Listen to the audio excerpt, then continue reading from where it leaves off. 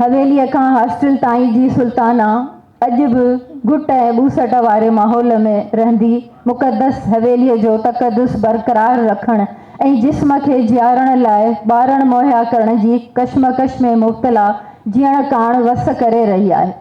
रिज़वाना अॼु बि मोहबत जी तलाश में भटकंदे जिस्म ऐं दिलि जे रिश्तनि जे विच में फ़र्क़ु तलाश करे रही आहे। ख़ैरनिसा जी कहाणियुनि जी औरत ख्वाब, साबिया, अर्पना, इंतज़ार ऐं फ़िराक जे कैफ़ियतनि में छिॼे नथी। हूअ सहे थी पर चुप नथी रहे, किरे नथी, विढ़े थी, मोहबत में मात नथी मञे, इश्क जे हदुनि खे छुहंदे हीस जी हिणी नथी थिए, इश्क में पाण खे फ़ना नथी करे पर पाण खे जियारे थी। शिकस्त क़बूल नथी करे पर एतमाद सां शिकस्त ॾिए थी। पंहिंजी इज़त नफ़्स खे हारण नथी ॾे। पढ़ियल लिखियल पुरएतमाद औरत पंहिंजी तक़दीर पाण थी लिखे। कहिड़ो ब्रांड, कहिड़ी सिगरेट, मर्द जी दाइमी हरजाई पणे जा आम रवैया अॼु बि साॻिए ई आहिनि। ख़ैरनिसा जो लहजो हिन कहाणीअ में इंतिहाई तल्ख़ आहे। कहाणीअ जो मरकज़ी किरदारु पंहिंजी धोखेबाज़ फितरत बाबति फ़ख़्रु थो करे, फ़ख़्र सां ॿुधाए थो त सिगरेटनि जी नज़ाकत जो मां हमेशह खां कोॾियो रहियो आहियां। हर ब्रांड जो, हर नमूनो, हर ज़ाइक़ो, हर साइज़ जी सिगरेट, हर क़िस्म मुंहिंजे आङुरियुनि जे वकड़ में फासिजी मुंहिंजे चपनि जे छुहा मां निकिरी चुको आहे। ख़ैरनिसा माहिर नफ़्सियात बणिजी चालबाज़ मर्द जी सोच खे निहायत बारीक बीनीअ सां परोड़ कंदे ही किरदारु तख़लीक़ कयो आहे, जंहिंजी नज़र में औरत सिगरेट जी आहे जंहिंखे हू दुखाए इस्तेमालु करे साड़े रुख करे पंहिंजे बूट जे हेठां मसइले ख़तमु थो करे। हुनखे पंहिंजी सूंह ऐं दौलत जो हुरूर आहे। अहिड़ो अयाश मर्द जेको चए थो त हिकु परफ्यूम जो मुसलसल इस्तेमालु, दर खुड़काइण जो मख़सूस अंदाज़, ॻाल्हाइण हलण जो ख़ुसूसी ढंग, इहे ॻाल्हियूं त सम्झ में ईंदियूं अथमि पर सिगरेट जी नज़ाकतुनि सां रीत वफ़ादारी यानी हमेशह हिक ई सिगरेट जो इस्तेमालु मूंखे बेवकूफ़ी लॻंदी आहे। संदसि ज़िंदगीअ में शामिल थींदड़ संदसि जीवन साथी साजदा संदसि इहो भरम में हुरूर टोड़े थी। संदसि हरजाई पणे जूं कहाणियूं ॿुधंदे कंहिं बि आज़ी न्याज़ी मिंथ मेड़ सां न बल्कि एतमाद सां हिन खे संदसि ग़लतियुनि जो अहसासु ॾियारे संदसि हथ कामेज़ रवैयो बर्दाश्त नथी करे खेसि छॾे हली थी वञे। ख़ैरनिसा जी कहाणी 1967, 1968, 1969 शानदार प्लाट, लाज़वाल किरदार, उहे किरदार जेके अमर आहिनि। दोस्ती ऐं प्यार जे ॼार में फाथल हिक ॿिए खे ॻोल्हींदा, रुसंदा, पंहिंजा जज़्बा लिकाईंदा ज़िंदगीअ जे पोलारनि में गुम थी था वञनि। ख़ैरनिसा ज़िंदगीअ जे वॾनि मामलनि, अहम समाजी मसइलनि खे चंद जुमलनि में पुए थी। बाबे अलाए त घणियूं शादियूं कयूं पर जो लेखो ज़हन में वाज़े अथमि उहे जिन जा निकाह बाक़ाइदे रजिस्टर्ड थियल हुआ। न त उन्हनि ॿिनि मां पहिरीं ज़ाल सां पाण न ठहियो, ॿी साणस न ठही, या शायदि मुंहिंजी माउ हुई। अहिड़ीअ रीत बेरब्त फीथनि सां हलंदड़ गाॾी न पाण में हले न ई मुसाफ़िरनि खे सही दग लाए सघे। बेमाग भटकंदड़ मुसाफ़िरनि जी औलाद जंहिंखे जीअं आयो तीअं पंहिंजे वक़्त वक़्त आहिर बेमक़सद स्टेशन ते लही पियो। ज़हर जहिड़ा कोड़ा लफ़्ज़ जिन जी कड़ाण ॼण त नस नस में सरायत करे इंसान खे निसतो करे थी छॾे। चवण में त नंढा लफ़्ज़ आहिनि पर उन्हनि जी वुसअत में सदियुनि जी पीड़ा समायल आहे। घणियूं शादियूं मर्द लाइ भले त का तफ़रीह हुजे पर इहो नस्लनि लाइ कंहिं वॾी हचा खां घटि नाहे। इन्हनि बेजोड़ शादियुनि खे निभाइण जे करे हिन कहाणीअ खे ख़ैरनिसा तमामु मुख़्तसिर ऐं चंद लफ़्ज़नि में इन सॼी पीड़ा खे बयानु करे थी। दोस्ती ऐं इश्क जी इंतिहा खे छुहंदड़ हिन कहाणीअ जा मरकज़ी किरदार हिक ॿिए सां इज़हार नथा कनि पर भरम, ख़ुददारी, ख़ुदि एतमादीअ जे दायरनि में क़ैद हिक ॿिए खां हाराइण लाइ तयारी न आहिनि। ॿिनि जे विच में टे जो तसवुरु ॾुखोईंदड़ हूंदो आहे। मरकज़ी किरदारु भंभोर जे जज़्बनि खे इंतिहाई हिसासियत सां चिटियो वियो आहे। अलीअ खे शमीअ सां गॾु ॾिसण खां पोइ बावजूदि गहरी मोहबत जे भंभोर जो पाण खे संभालण, एतमाद सां अलीअ खां राहूं धार करणु, हैरत ऐं ॾुख ॾींदड़ हुजण सां गॾोगॾु साराह जोॻो किरदारु आहे। हिन कहाणीअ जा डायलॉग अमर आहिनि। हिकिड़ी नंढड़ी रोमांटिक कहाणी ख़ैर-ए-निसा जे डायलॉग ऐं डिक्शन उनखे लाज़वाल बणाए छॾियो आहे। पीड़ा जो परलाव मरकज़ी किरदारु बूस्टन में तहक़ीक़ कंदड़ छोकिरी जंहिंजी दोस्तीअ जे हल्के में छोकिरा बि आहिनि, जिन सां गॾु एतमाद सां वक़्तु गुज़ारे थी, पर पंहिंजे हमवतन कादर जी मोहबत खे महसूसु कंदे बि इज़हार खां गुरेज़ कंदे आख़िरकार संदसि क़त्ल खां पोइ वतन वापसि थियण वक़्तु उन जे फ्लैट जो तवाफ़ करे मोहबत खे दफ़न करे वतन वापसि थी थिए। ग़ुरबतूं ऐं फ़ासिला कहाणी त आम आहे, पर ख़ैर-ए-निसा जी ॿोली उनखे ख़ासि थी बणाए। मरकज़ी किरदारु वक़्ती तौर ते गॾिजनि था, अलॻि थियनि था। छोकिरीअ जा माइट उन जी शादी पंहिंजी मर्ज़ी सां था कनि। हाणे मरकज़ी किरदारु जेको हीरो आहे उहो सोचे थो त ॿुधो अथमि त उन पुराणी शइ ते ॾाढे एतमाम सां क़दीम रीतुनि जी हिकु दीवार किरी पई। उहो उन में ॾटिजी वई हुई। तॾहिं हेकर वरी मूंखे सायनि उमेदुनि जा सलाह सुकंदे महसूसु थिया हुआ। हेकर वरी मूं सिंधूअ जे सहकार लाइ वाझायो हो। ख़ैर-ए-निसा वटि उन्हनि ॾाढियुनि नानियुनि जीअं कहाणी चवण जो ॾांहुं आहे, जिन जे सहर में ॿार ऐं वॾड़ा सॼियूं सॼियूं रातियूं जाॻी आखाणियूं ॿुधंदा हुआ। ख़ैर-ए-निसा जे लिखड़नि जहिड़ो अदब सिरजण लाइ सिंधी अदब खे अञा बि सदियुनि जा उजागा करणा पवंदा। मुनफ़रिद ॿोली, तख़लीक़ियत, एहसास, क्रोध, तंज़, सचाईअ सां भरपूर संदसि तहरीरूं सदाईं अमर रहंदियूं। हिन जे कलम जी कुवत समाज ऐं इंसाननि खे पुरज़ा पुरज़ा करे थी छॾे। ख़ैर-ए-निसा जे कहाणियुनि जी फ़नी टेक्निक कमाल जी आहे। कहाणी पढ़ंदड़नि खे पंहिंजे अंदर में क़ैद थी करे। मंज़र निगारी कहाणीअ जो ॾांहुं पढ़ंदड़नि खे सहर में मुब्तला थो करे छॾे। संदसि किरदारु चाॿीअ ते हलंदड़ रांदीकड़ा न आहिनि। उन्हनि जा डायलॉग इंतिहाई रवानी ऐं तसलसुल रखंदड़ आहिनि। हर अमल जो भरपूर रद्द अमल ॾींदड़ किरदारु पंहिंजनि सोचनि ऐं रवैयनि में बिन्ह खरा, ज़माने खां बाग़ी ऐं ज़माने सां गॾु हलंदड़ पंहिंजनि जज़्बनि जी उछल उथल पढ़ंदड़नि जे अंदर में जज़्ब करे था छॾीनि। कहाणी तख़लीक़ जो मौत, नंढड़ियूं नंढड़ियूं ॻाल्हियूं, हल्कियूं सल्कियूं यादूं, मिठड़ियूं मिठड़ियूं मौसमूं, प्यारा दस्तूर, रीतूं रस्मूं केॾियूं न वेसा जोगियूं आहिनि। इहे नंढियूं शयूं, बाक़ी बेवेसा केरु आहे? बेवेसा साह जी तंद जा टुटंदे वेरमई नथी थिए। हा, इहा ई बेवेसा साह जी तंद जंहिं ख़ैर-ए-निसा खे पढ़ंदड़नि खां धार करे छॾियो। बिना मर्ज़ीअ जे, बिना प्रोग्राम जे, संदसि चवण मुताबिक़ त हूअ हिन दुनिया में आई हुई। अचण वक़्तु त हूअ कुझु दुनिया में खणी न आई हुई, पर वञण वक़्तु सिंधी अदब खे घणो कुझु ॾेई वई। महिरबानी। त सिंधी अदबी संगत जे बैनर हेठि गॾु वेही सघूं। मुंहिंजी कहाणी जे इन जो अखर लिखियल आहिनि। उन जो उनवान आहे त नूरुल हुदा शाह जी कहाणी ऐं प्रोमेथियस देवता जी चोरायल बाह। असल में ही नूरुल हुदा शाह जी कहाणी जे सफ़र खे खणा त उहा त हिकिड़ी वॾी दास्तान आहे, डिघी दास्तान आहे। ऐं मूं हाणे बि चयो पिए त मूं वरी जॾहिं पढ़ण जी कोशिशि कई त मूंखे लॻो त हिन ते लिखण जे लाइ PhD जे डिग्री जे मकाले खां घटि शायदि मूं जहिड़ो माण्हू न लिखी सघे, छो त मूंखे तमीज़ ॿधण बि ईंदी आहे, पर मूंखे मुख़्तसर करणु उन माण्हू लाइ न ईंदो या उन मौज़ू लाइ न ईंदो आहे जेको मुंहिंजे दिलि वटां हुजे। सो हिन जो उनवान आहे त नूरुल हुदा शाह जी कहाणी ऐं प्रोमेथियस देवता जी चोरायल बाह। प्रोमेथियस यूनानी ॾंद कथा में दुनिया जो पहिरियों बाग़ी आहे। उन यूनान जे सभ खां सगारे ही अखर संदसि कहाणी मां वरितल आहिनि।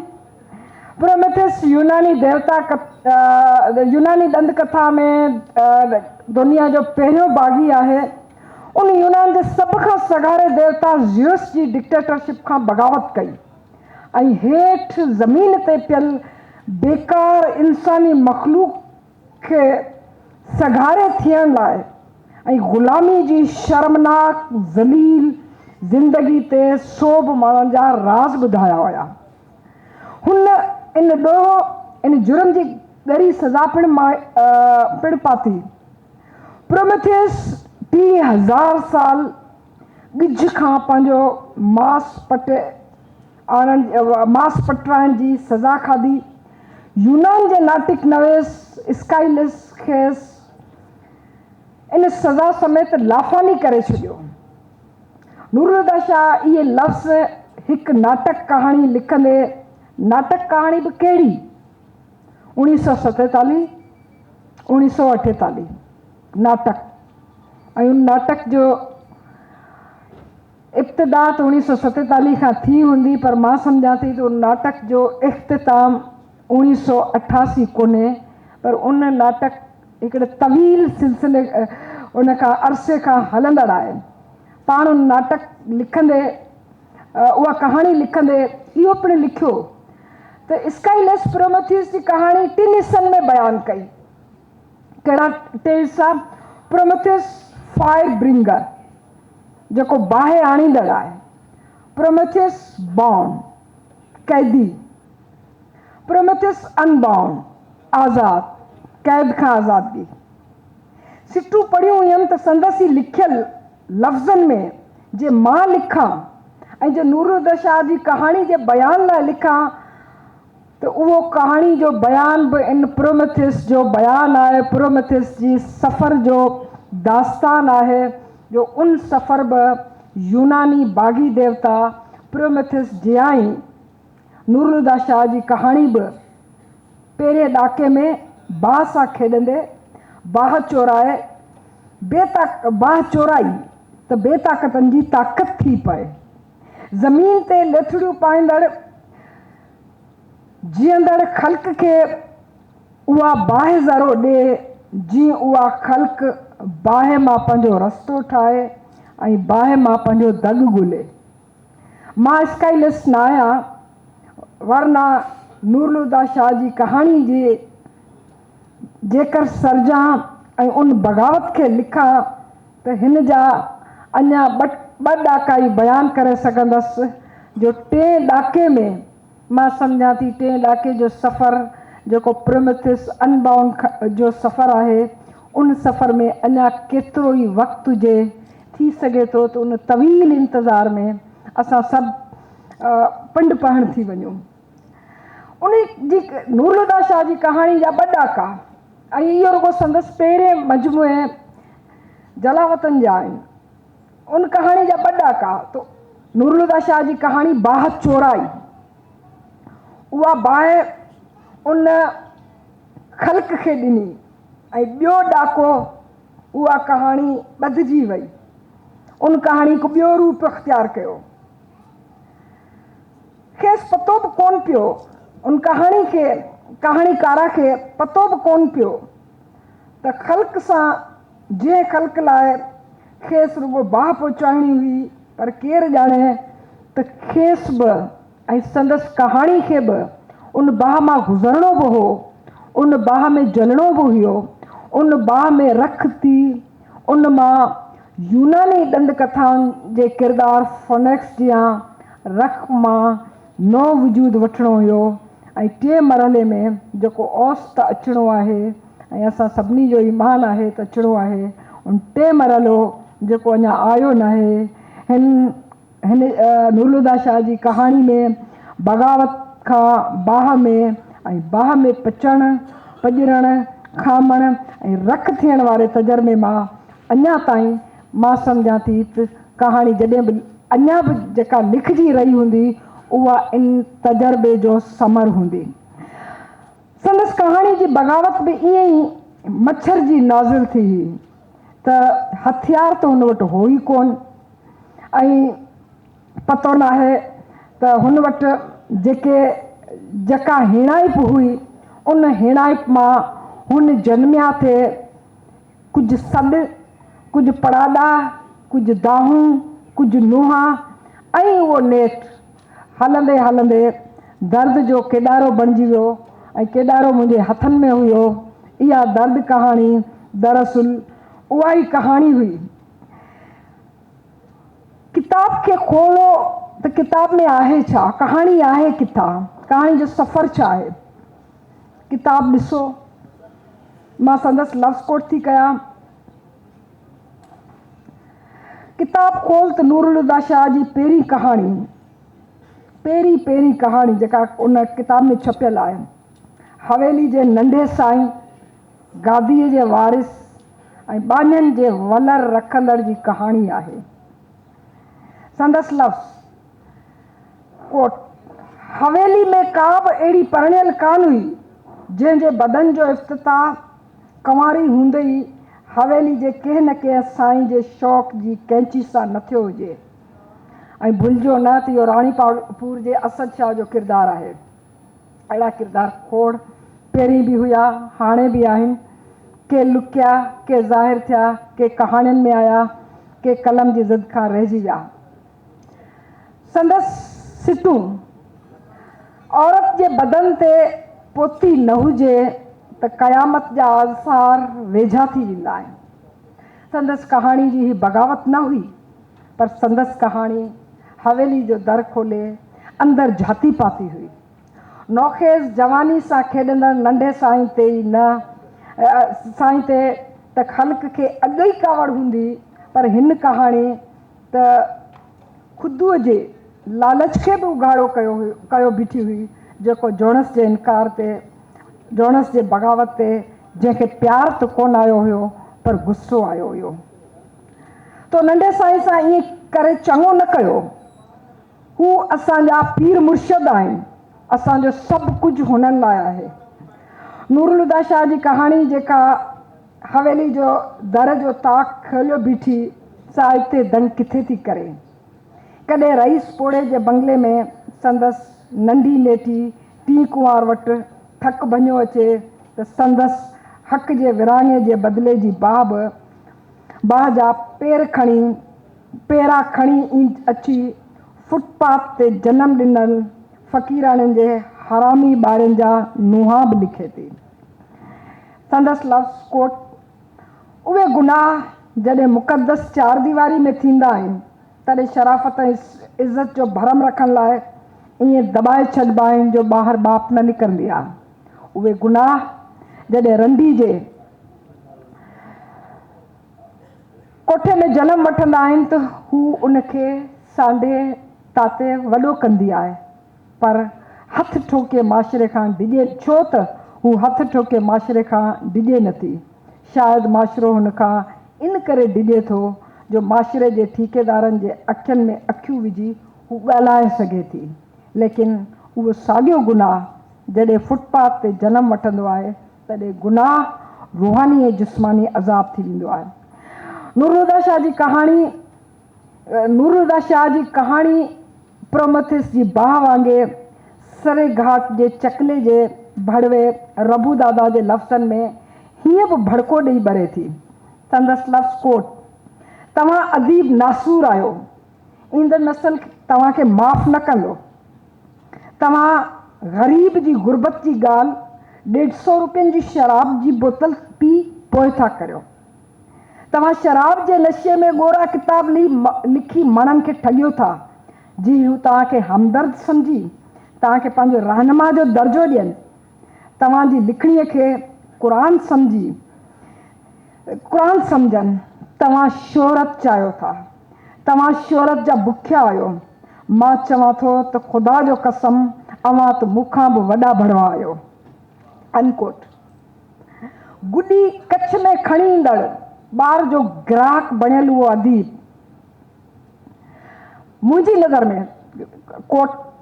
नज़र में औरत ॾाढी मुक़दस आहे, पर मुंहिंजी ज़ाल जे कपिड़नि में पेशाब जी धप आहे। मूंसां सुम्हंदी आहे त मूंखे उल्टी अची वेंदी आहे। 10 ॿार ॻणी हुन जो जिस्म बेडोलो थी पियो आहे। हू पेट सां न हूंदे बि पेट सां लॻंदी आहे। मूंखे नथो लॻे अनकोट, मूंखे नथो लॻे त ग़ुलाम जी बग़ावत, रंग जी बग़ावत, नस्ल जी बग़ावत वारी बाह जो जेको मच नूरुल हुदा Shah come back two Africa में मचायो, सो सिंधी कहाणी में मूंखे ॿियो किथे दुखंदे नज़र आयो हुजे। मुंहिंजी नज़र मां अहिड़ी का कहाणी गुज़री कान्हे, पर उहा जेका बाहि कम बैक अफ्रीका में नज़र अचे थी, कहाणी न हुई, शीदी बादशाह जे शक्ल में अफ्रीकी नस्ल जे उन पूरे नस्ल जो नुंहुं हुई, जिन जा चेहरा, जिन जो रंग, जिन जो जिस्म जिन जो बुत संदसि शनाख़्त खे ज़ाहिर कनि था। उते चकले जी रंडी बि संदसि शक्ल, संदसि सूरत, संदसि रंग जे करे संदसि सुम्हण लाइ तयारु न आहे। हू तारीख़ जी इन सितम ज़रीफ़ी ते, जंहिंखे असां शीदी चऊं था, उस तारीख़ जी इन सितम ज़रीफ़ी ते जेकॾहिं मगरमान जी थाप ते हमरख सां थी मस्त न थियनि त शायदि हिकु ॾींहुं बि जहिड़ो रही न सघनि। नसल परिस्ती जे इन कबीर रवैये में समाजी धिकार नूरुल्लाह शाह जी कहाणी में उनखे साह खणणु ॾिनो आहे। संदसि मजमूओ, पहिरियों मजमूओ जलावतन प्रोमेथियस जे बग़ावत जी पहिरीं चिड़ंग हुई, जेका ऊचनि बुर्जनि वारे हवेलियुनि, पेट दोज़ख में जलंदड़ जहिड़नि वजूदनि, ज़िल्लतनि जी कुख मां निकितल, फुटपाथ ते जनम वरितल हरामी ॿारनि, 12 सालनि जी गुॾी सां खेॾंदड़ वैश्या बिनते वैश्या सां सुम्ही उथंदड़ अदीब, वॾे रईस जे बंगले ते छिमकंदड़ छेरनि ऐं घर अंदरि संदसि पुट सां हक़ जो विरहाङो कंदड़ संदसि नई नेटी जवान टीज़ाल, हवेली में अकेली रहिजी वेंदड़ उहा शहज़ादी जेका ज़ैबुल खे टपाली करे गोश्त ऐं रत जे लोथड़नि खे फ्लैश करे पंहिंजी बुख उजाईंदड़ फिरदोस खां थींदे अची जलावतन संदसि पहिरें मजमूए जी आख़िरी कहाणी ते बबड़ थी ॿरी पई हुई। उहा बग़ावत औरत जी सिंधियाणी जी बग़ावत हुई। शायदि जलावतन में ई संदसि कहाणी जेका पोइ देवताउनि जी मुक़दस दुनिया मां तड़ी वई। हीअ औरत जो आदम जे पासराटी खां आदम जे बहिश्त मां तड़जी दुनिया में सज़ा जे तौरु सूर सां ॿार ॼणण वारे मनसब खे संभालियो, पर दुनिया मां तड़जण वारी करबला मथसि दोज़ख मड़ी हुई। दोज़ख जे दुखंदड़ टांडनि जी कहाणी नूरुल्लाह शाह जी कहाणी हुई, जेका हवा जी ज़बानी असांखे ॿुधणी पई। फ़रिश्तनि में खणी शैतानी, पर आदमज़ाद मां औरत पहिरीं बाग़ी हुई, जंहिंजी बाहि बयानु करण जो हौसलो सिर्फ़ु नूरुल्लाह शाह जी कहाणी खे हुयो। को औरत जो वजूद जुड़ियो मर्द आदम लाइ त जीअं हू दुनिया में अकेलाई महसूसु न करे, पर बग़ावत जी हिन कहाणी में आदमज़ाद जो उहो हिसो शरीक न जंहिंखे मर्द सम्झो वियो। कोट हवेली जे पवित्र दीवारनि खां चकले जे सोड़ियनि घिटियनि ताईं शरीफ़ ज़ादी खां रंडी बणजनि जो अड़ांगो सफ़र, इहा कहाणी हुई।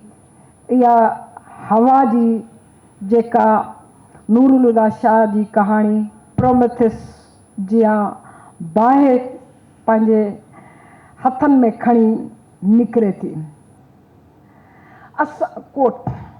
असां सिंधी औरतुनि लाइ वापसी जो को गस न हूंदो आहे।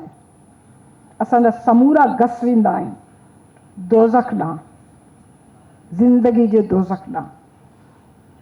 काश ईअं थी पवे हा त हीउ लफ़्ज़ किथे न किथे पंहिंजो अहमियत विञाए चुका हुजनि हा ऐं उहो दोज़ख जो दर बेश्त जो दर न ई बणिजो हुजे हा, पर हिकु आम आसान ज़िंदगी औरत खे ॾेई सघे हुजे हा, जंहिंजे लाइ पाण लिखियो आई त सिंधी औरतुनि लाइ वापसी जो को बि गस न आहे ऐं असांजा समूरा गस वेंदा आहिनि दोज़ख ॾांहुं, ज़िंदगी जे दोज़ख ॾांहुं। हिन जी कहाणी जी ऐं मां हिते ॿ लफ़्ज़ जेका चई बसि कंदसि। हिन जी कहाणी ख़ासि तौर ते जलावतन ते हिकु अलॻि सां ई मक़ालो लिखी सघिजे थो, पर मूं इन करे सॼे मजमूए मां कुझु ॿ लफ़्ज़ खणण जी कोशिशि कई आहे जेके लिखणु एतिरा आसान न आहिनि ऐं ख़ासि तौर ते उन उमिरि में जंहिं उमिरि में नूरुल्लाह शाह न रुॻो इहे सर्जा पर इन समाज खे आछा समाज उन्हनि लफ़्ज़नि खे उन जी न रुॻो कोसाण महसूसु कई पर उन कोसाण मां हिकिड़ो दग बि निकिरणो हो, हिकिड़ी नई ज़िंदगी बि हिकु नई ज़िंदगी जो बि जनमु थियणो हुयो। उन किताब जी कहाणी जलावतन। जलावतन हिकिड़ी हिकिड़ी सिट हिकिड़ो हिकिड़ो लफ़्ज़ पढ़ण जहिड़ो सांडण जहिड़ो, पर मूंखे उन मां जेके लफ़्ज़ वणनि था इहो हिकिड़ो बिशारतनामो आहे ऐं बिशारतनामो उन ई सिंधी औरत जो। उहो बिशारतनामो जेका उन बाहि में जलंदड़ औरत आहे जेका बयानु करे थी। उन कहाणी जो किरदारु आहे मरियम हुसैन ऐं मरियम हुसैन नूरुल्लाह शाह जे कहाणी जे प्रोमेथस वांगुरु जेका बाहि अचे थी उहा बाहि हिकु बिशारतनामो आहे ऐं उहो बिशारतनामो छा आहे ऐं उहो मुमकिन आहे त अॼु ताईं बि उन में लफ़्ज़ में बि तब्दीली न आई हुजे। हू चवे थी त तोखां मुनकर थी थियां बिना के माफ़ीनामे जे। अॼु खां मरियम हुसैन तोसां शिरक कयां थी तुंहिंजी बराबरी जो ऐं इहा बराबरी अॼु बि जुर्म आहे जो जॾहिं चइजे त सरासरी बराबरी तॾहिं उहो साॻी टांडनि जो ऐं दोज़ख जो सफ़र आहे। पर मरियम हुसैन जेको बिशारतनामो ॿुधाए थी सा अॼु मां मरियम हुसैन तोसां शिरक कयां थी तुंहिंजी बराबरी जो। अॼु मां तुंहिंजी हाकमियत खां बग़ावत कयां थी। तोखां पोइ मूं पाण खे बशारत ॾिनी हुई त घटि में घटि तोखां ए मरियम हुसैन तोखे आदम जे नसल जे वाधारे लाइ नाहे मोकिलियो वियो। तूं सिंध जे उदास धरतीअ ते के मुक़दस किताब समा नाज़िल कई वई आहे। तूं मरियम हुसैन शाह जे रिसाले जो पहिरियों बैत आहीं ऐं इन बिशारत ते संदसि कहाणी में बि कोई सोमामी न चयो हुयो। इन बिशारत ते अॼु बि मुंहिंजो समाज सोमामी नथो चए। अॼु बि नूरुल्लाह शाह जी कहाणी जे प्रोमेथस जे बाहि जो सफ़र जारी आहे। अॼु बि उहो प्रोमेथस अनबाउंड आहे। अॼु बि उहो क़ैदी आहे ऐं इन क़ैद जी कहाणी तेसि ताईं हलंदड़ आहे जेसि ताईं हिन नाटक जी पुॼाणी नथी थिए। वॾी महिरबानी।